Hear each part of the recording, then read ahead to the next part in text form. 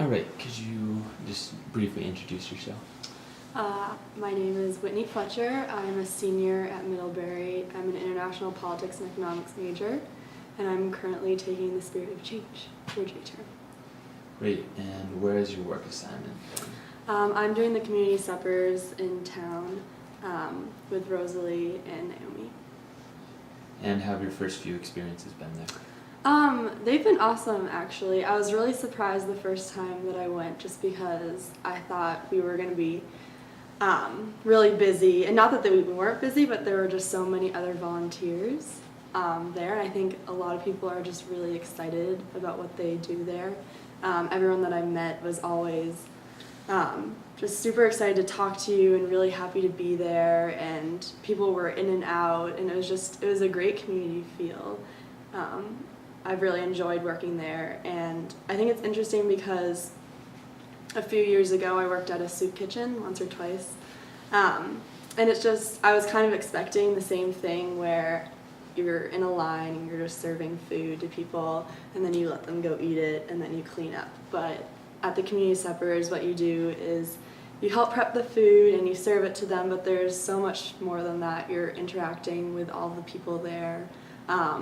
It definitely feels like people are excited to come, not just because they're getting food, but because they're getting a chance to talk to people.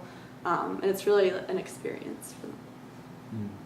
Could you maybe tell us a little bit about the menus that you've cooked and the food that you've cooked there? Sure. So the first time I think I was a little bit more involved with prepping the food. I helped make a lot of mashed potatoes. I think my arm almost fell off afterwards. I was so tired, but they smelled really good. They've been doing a lot of meatloaf. They try and cover all of the food bases, so you have your starch, your vegetables, your protein. They have vegetarian dishes for those who don't eat meat. And then they have desserts. It's really hard actually when you're serving just because you want to be eating that food, which I think is something really important when you're doing these community suppers, is that you want the food to be really great quality so that you yourself could be eating that food. And so you mentioned that it is very nutritious food and that the community suppers focus on that.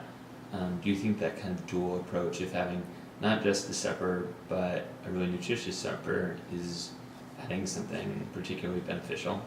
Yeah, I think so. I think a lot of cases when people are struggling to just get a meal on the table, nutrition is not the first thing that will come to your mind. You're just trying to feed everyone, and a lot of times the cheaper food is not necessarily the most nutritious food. So I think the community suppers do a good job of making sure that you're getting all of your nutrition.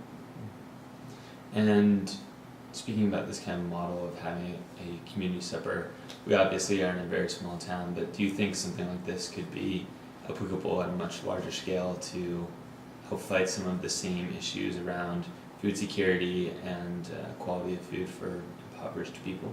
Yeah, I definitely think so, because I don't think it's incredibly difficult to replicate. I think you just need people who are really excited about volunteering and people who are willing to put in the time, and beyond that it's just getting the food and the resources, and once you put those things together, I think that you can easily copy that in another community.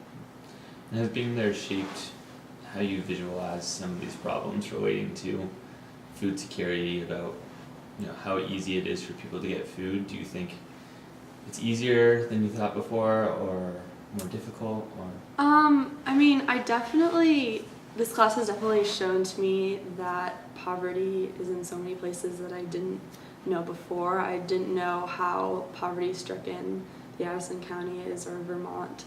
And I think that, it's really difficult to see that, food, which is just something so necessary in someone's life, that people are unable to get it.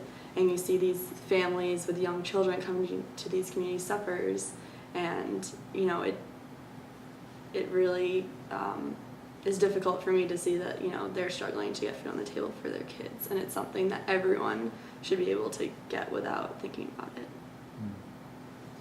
And I guess the last question, so going forward with your work, you will likely be finishing in a few weeks. Do you think you have any ideas personally about how you might carry on with a lifestyle of service, Mhm. or how your personal views on service might have been changed.